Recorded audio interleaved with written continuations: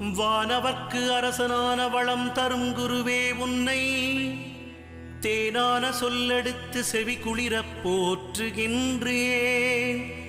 காணாத இன்பம் யாவும் காண நீ வழிவகுப்பாய். மீனமும் தனுசுமுந்தன் மேலான வீடதாகும். பொன்னிறமுல்லையொடு புஷ்பராகத்தை ஏற்றாய். வண்ணத்தில் மஞ்சள் கொண்டாய். மரத்தினில் அரசை ஏற்றாய். எண்ணத்தில் நிற்கும் தேவா எளிதினில் வெற்றிதாராய். மண்ணினில் 16 ஆண்டை மறவாமல் நீயும் ஏற்றாய். சுண்டல் நைவேத்தியத்தால் தொல்லைகள் தீர்ப்பவன் நீ.